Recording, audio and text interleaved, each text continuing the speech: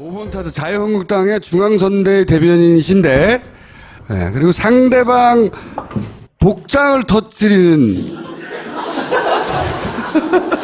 약 올리기 기술로는 제가 보기에는 일가를 이루었다. 검사 출신이시고, 그리고 안철수 저격수로 출발했어요. 안철수 저격수로 출발해서 이제는 앞에 걸리면 다 저격하는 정준길 선수 출전했어요.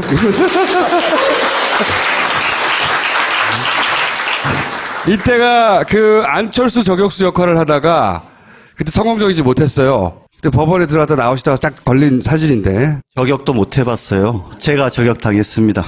기억하시는지 모르겠는데 안철수 당시 후보를 자격이 없으니 물러나라고 5년 전이요? 예.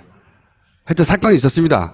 근데 그때 그게 어설프게 진행돼서 되치기 당한 다음에 힌트 하나만 드리면 택시였죠. 하여튼 그런 사건이 있었어요. 다 잊어버렸을 거야. 워낙 많은 사건들이 있었으니까. 그렇게 안철수 저격수로 출발을 했고 지금은 이제 자유한국당에 제가 보기에는 리틀 홍준표다. 그걸 좋아하실지 안 좋아하실지 모르겠지만 어쨌든 대선 후보가 됐으니까 그분은. 자, 간단합니다. 일단 어제 토론 총평을 잠깐 해주시고 어제 거든 최근의 토론이든 총평해 주시고 그럼 누구 한 사람을 패던 다 패던 상관이 없어요. 저는 일단 지난 토론회가 네거티브보다는 정책 위주로 된 것이 참 긍정적이라고 생각을 합니다. 뭐 아무래도 우리 후보 좀 자랑을 하면 유머와 순발력이 돋보이는 토론이었다고 생각하고 네. 제일 재미나게 봤던 거는 그 안철수 후보였어요. 안철수 후보가 얼굴을 마주보고 질문을 하니까 아유 제 얼굴 보고 질문하시네요. 이렇게 웃으면서 말씀하시는 게 되게 기억에 남고요. 또 많은 사실 국민들이 또 늦은 시간까지 하더라도 사실 볼 용의가 있으셨던 것 같은데 아유 난 안 한다 집에 갈란다 그렇게 얘기하시는 모습이 참 유머스러웠던 것 같습니다.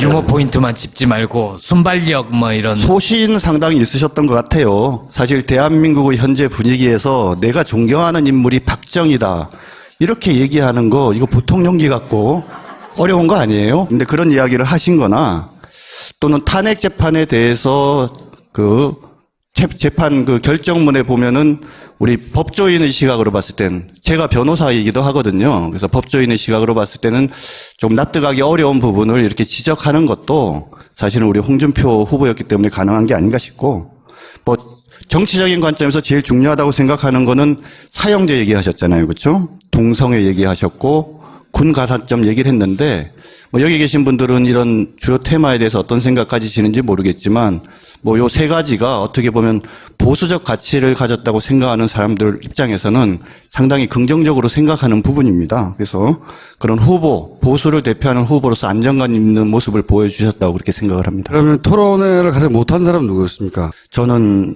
안 같습니다. 왜 그렇게 생각하십니까? 그래서 저는 과거에 저랑 악연이 있어서 그런지 이상하게 안철수 후보를 보면 걱정이 돼요. 어떤 걱정이냐면 나름대로 되게 똑똑하고 훌륭한 분이시긴 한데 아직도 들려 물었다. 당신이 무슨 말씀을 하시는데 내공이 좀 부족하다. 열심히 외워서 얘기하는 초등학생 같은 그런 느낌이라서 저기 조금 더 경륜을 보여주셔야 이 떨어지는 지지도를 회복할 텐데 더 떨어지겠구나 그런 걱정이 좀 들더라고요. 오늘 누구를 패시기로 했었어요, 그래서?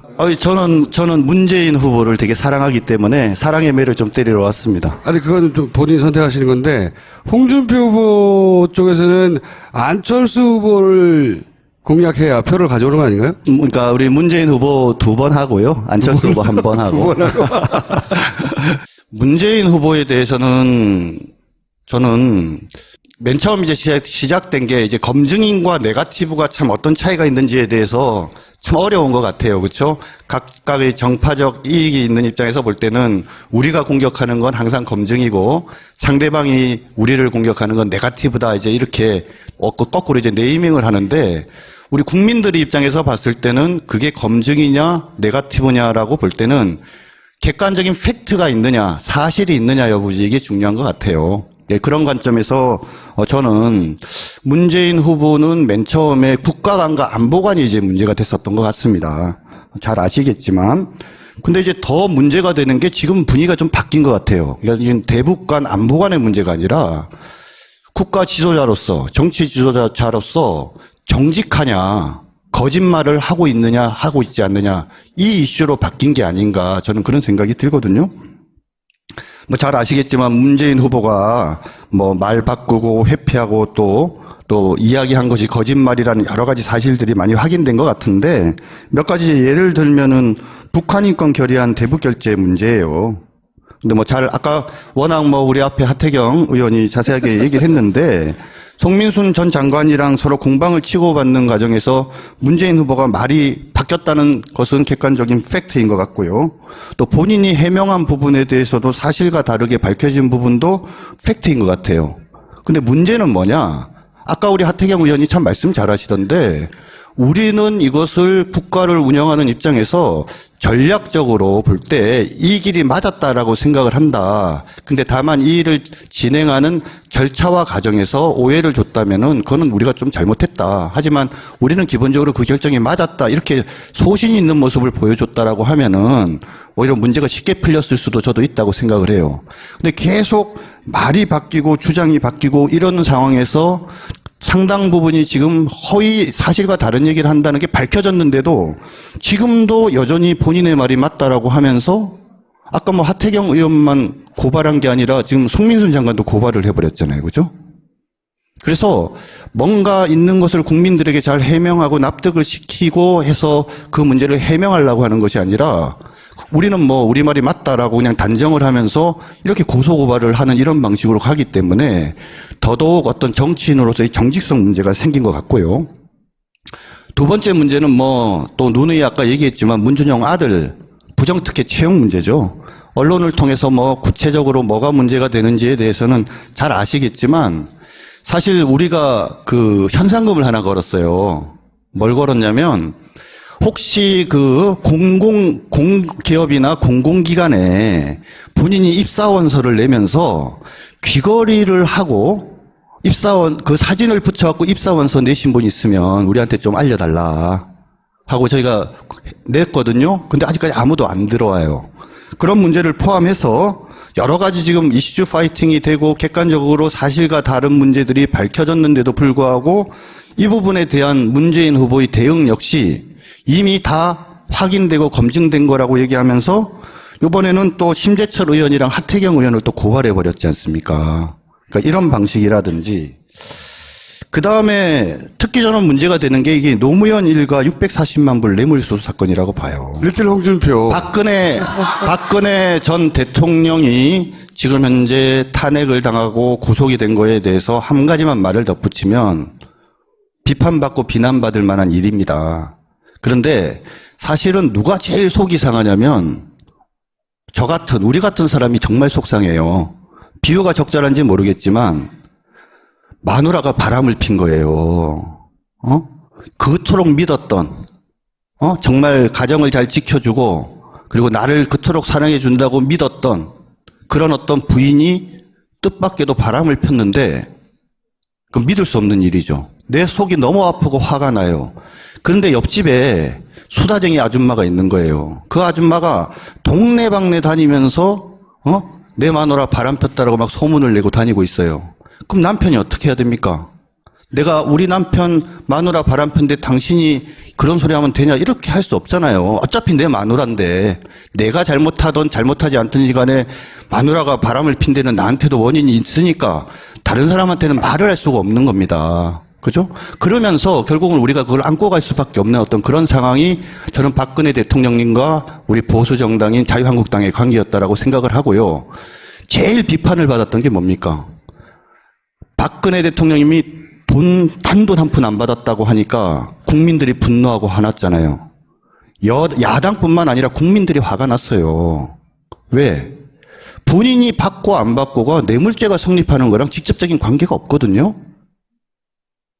기타 등등 해서 그래서 뇌물죄가 인정된 상황인데 이 640만 불과 관계돼서 문재인 후보가 하는 얘기가 참 재밌어요.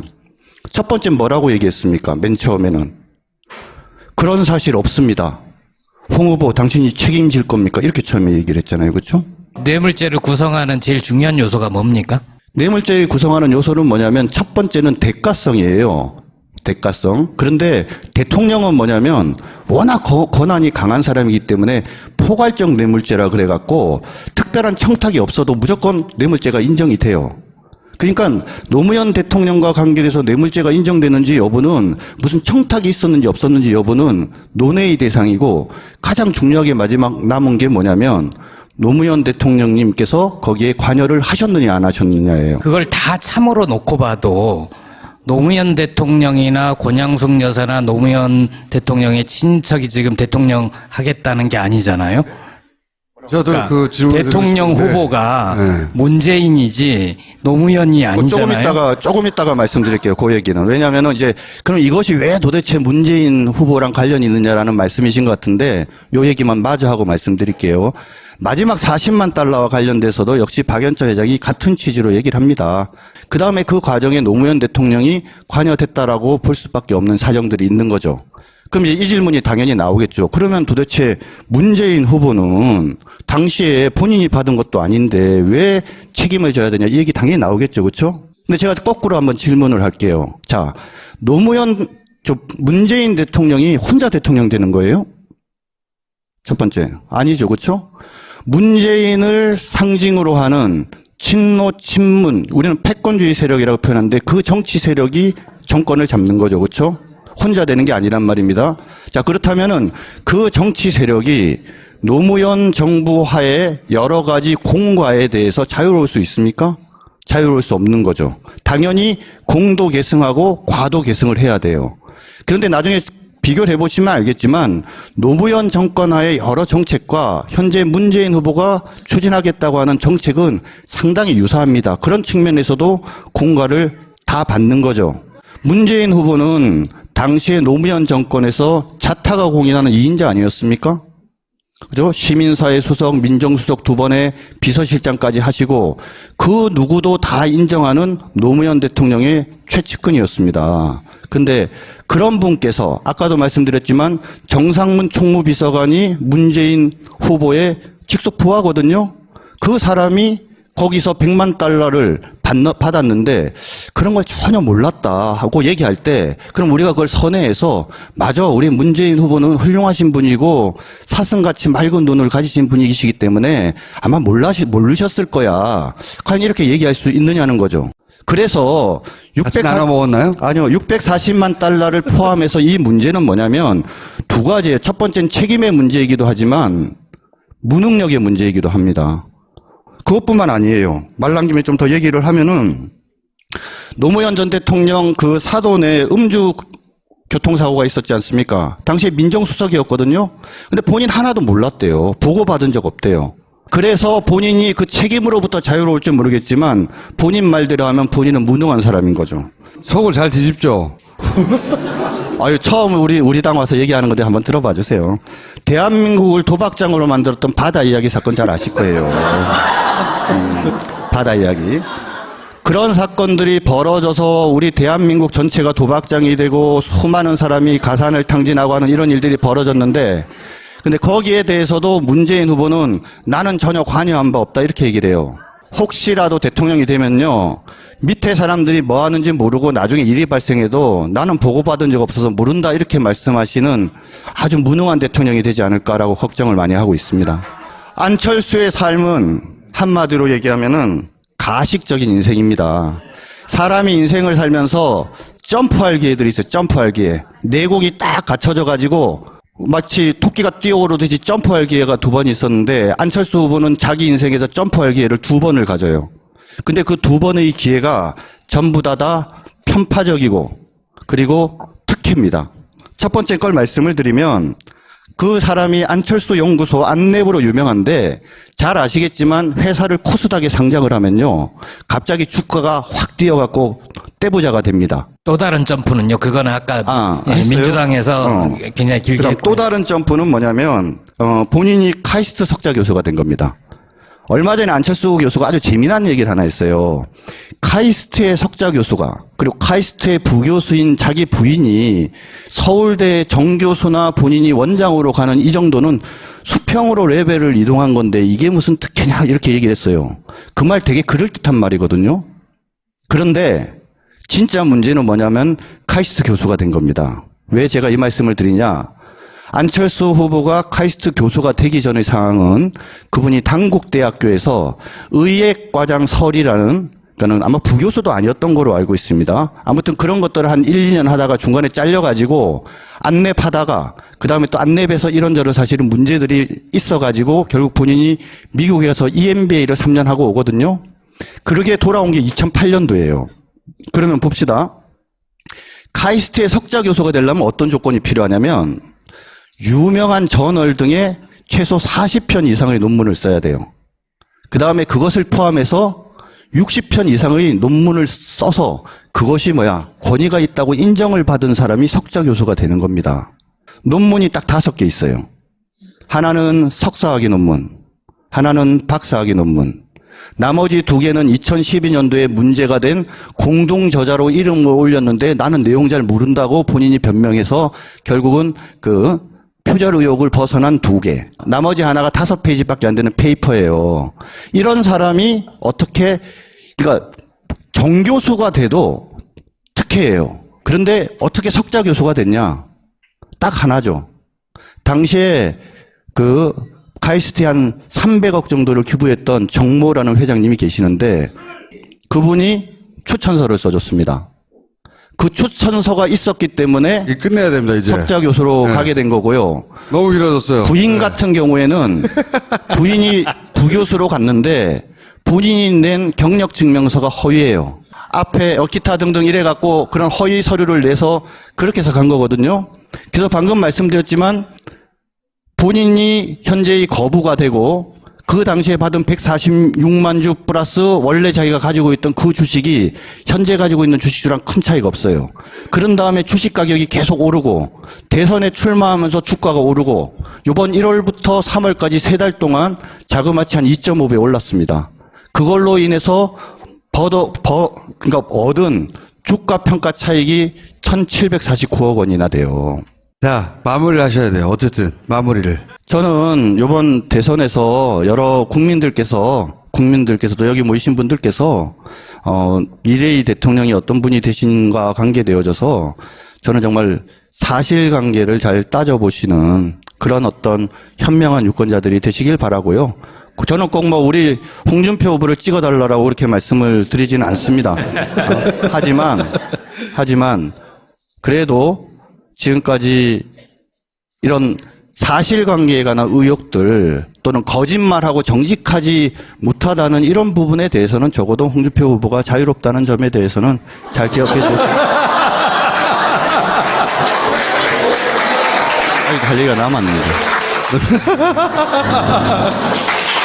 자, 문재인 후보에 대해서는 저는 맨 처음 이제 시작된 게 이제 검증인과 네거티브가 참 어떤 차이가 있는지에 대해서 참 어려운 것 같아요. 그렇죠? 각각의 정파적 이익이 있는 입장에서 볼 때는 우리가 공격하는 건 항상 검증이고 상대방이 우리를 공격하는 건 네거티브다. 이제 이렇게 거꾸로 이제 네이밍을 하는데 우리 국민들의 입장에서 봤을 때는 그게 검증이냐 네거티브냐라고 볼 때는 객관적인 팩트가 있느냐 사실이 있느냐 여부지 이게 중요한 것 같아요. 네, 그런 관점에서 저는 문재인 후보는 맨 처음에 국가관과 안보관이 이제 문제가 됐었던 것 같습니다. 잘 아시겠지만. 근데 이제 더 문제가 되는 게 지금 분위기가 좀 바뀐 것 같아요. 그러니까 대북관 안보관의 문제가 아니라 국가 지도자로서 정치 지도자로서 정직하냐 거짓말을 하고 있느냐 하고 있지 않느냐 이 이슈로 바뀐 게 아닌가 저는 그런 생각이 들거든요. 잘 아시겠지만 문재인 후보가 적으로 생각하는 부분입니다. 그래서 그런 후보, 보수를 대표하는 후보로서 안정감 있는 모습을 보여주셨다고 그렇게 생각을 합니다. 그러면 토론회를 가장 못한 사람은 누구였습니까? 저는 안 같습니다. 왜 그렇게 생각하십니까? 그래서 저는 과거에 저랑 악연이 있어서 그런지 이상하게 안철수 후보를 보면 걱정이 돼요. 어떤 걱정이냐면 나름대로 되게 똑똑하고 훌륭한 분이시긴 한데 아직도 들려 물었다. 당신이 무슨 말씀을 하시는데 내공이 좀 부족하다. 열심히 외워서 얘기하는 초등학생 같은 그런 느낌이라서 저기 조금 더 경륜을 보여주셔야 이 떨어지는 지지도를 회복할 텐데 더 떨어지겠구나 그런 걱정이 좀 들더라고요. 오늘 누구를 패시기로 했었어요, 그래서? 저는 문재인 후보를 되게 사랑하기 때문에 사랑의 매를 좀 때리러 왔습니다. 아니, 그건 좀 본인이 선택하시는 건데, 홍준표 후보 쪽에서는 안철수 후보를 공략해야 표를 가져오는 거 아닌가요? 그러니까 우리 문재인 후보 2번 하고요. 안철수 후보 1번 하고. 워낙 많은 사건들이 있었으니까. 그렇게 안철수 저격수로 출발을 했고, 지금은 이제 자유한국당에 제가 보기에는 리틀 홍준표다. 그걸 좋아하실지 안 좋아하실지 모르겠지만, 어차피 대선 후보가 됐으니까, 그분은. 자, 간단합니다. 일단 어제 토론 총평을 잠깐 해주시고, 어제 거든 이제 최근의 토론이든 총평해 주시고, 그럼 누구 한 사람을 패던 다 패던 상관이 없어요. 저는 일단 지난 토론회가 네거티브보다는 정책 위주로 된 것이 참 긍정적이라고 생각을 합니다. 아무래도 우리 후보 좀 자랑을 하면 유머와 순발력이 돋보이는 토론이었다고 생각하고, 제일 재미나게 봤던 거는 그 안철수 후보였어요. 안철수 후보가 얼굴을 마주보고 질문을 하니까 제 얼굴 보고 질문하시네요. 이렇게 웃으면서 말씀하시는 게 되게 기억에 남고요. 또 많은 사실 국민들이 또 늦은 시간까지 하더라도 사실 볼 용의가 있으셨. 5번 타자 자유한국당의 중앙선대 대변인이신데, 네, 그리고 상대방 복장을 터뜨리는 약 올리기 기술로는 제가 보기에는 일가를 이루었다. 검사 출신이시고, 그리고 안철수 저격수로 출발했어요. 안철수 저격수로 출발해서 이제는 앞에 걸리면 다 저격하는 정준길 선수 출전했어요.